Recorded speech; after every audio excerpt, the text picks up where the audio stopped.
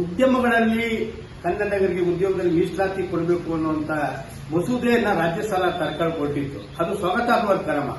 ಅದಕ್ಕೆ ಬೆದರಿಕೆ ಒಡ್ಡಿ ಈ ಉದ್ಯಮಿಗಳು ತಡೆ ಹಿಡಿದಿದ್ದಾರೆ ಅಂತಂದ್ರೆ ಇದನ್ನ ಚೂರುವಾಗಿ ರೈತ ಸಂಘ ಖಂಡಿಸುತ್ತೆ.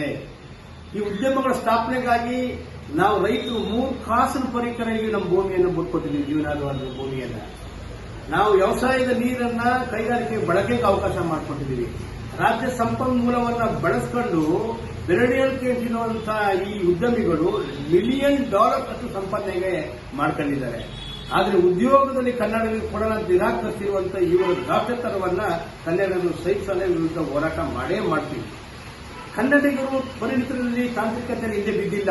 ಕರ್ನಾಟಕದ ಯುವಕರು ಇವತ್ತು ಮುಂದುವರೆದ ದೇಶಗಳಲ್ಲಿ ಸಾಫ್ಟ್ವೇರ್ ಕಂಪನಿಯಲ್ಲಿ ಬಹಳ ತಾಂತ್ರಿಕವಾಗಿ ಮುಂದುವರೆದ್ರಿಂದ ಉದ್ಯೋಗ ದೊರೆತೇ ಇರುವಂತದ್ದು. ತಾಂತ್ರಿಕ ಕಾರಣ ಇಟ್ಟು ಇವರು ತಡೆಯೇ ಕೊಟ್ಟರೆ ನಾವು ಸುಮ್ಮನೆ ಇರಲ್ಲ, ಚರ್ಚೆಗೆ ಬರಲಿ ಅದು. ಅದರಿಂದ ಕನ್ನಡಿಗರು ವಿರುದ್ಧ ಚಳವಳಿಯನ್ನ ಮಾಡಬೇಕು. ಕರ್ನಾಟಕ ರಾಜ್ಯ ರೈತ ಸಂಘ ಇದನ್ನ ವಿರುದ್ಧ ಹೋರಾಟವನ್ನು ಮುಂದುವರಿಸುತ್ತೆ. ರಾಜ್ಯ ಸರ್ಕಾರಕ್ಕೆ ನಾವು ಎಚ್ಚರಿಕೆ ಕೊಡ್ತಾ ಇರುವಂತದ್ದು, ಯಾವುದೇ ಕಾರಣಕ್ಕೂ ಈ ಉದ್ಯಮಿಗಳು ಬೆರಳಿಕೆ ತುಂಬ ಉದ್ಯಮಿಗಳು ಮಾತ್ರ ಕರ್ನಾಟಕದಲ್ಲ. ಇಲ್ಲಿ ಕರ್ನಾಟಕ ಇರೋದು 6 ಕೋಟಿ ಜನರನ್ನು, 6 ಕೋಟಿ ಜನರನ್ನ ಹಿತನ ಕಾಪಾಡ್ಕೋಬೇಕು. 6 ಕೋಟಿ ಜನರ ಪರವಾಗಿ ನಿಲ್ಲಬೇಕು. ಯಾವುದೇ ಕಾರಣಕ್ಕೂ ನೀವು ಶಕ್ತಿ ಏನಾಗಬಾರ್ದು ಅಂತೇಳಿ ರಾಜ್ಯ ಸರ್ಕಾರನ ಒತ್ತಾಯ ಮಾಡ್ತಾ ಇದ್ದೀವಿ.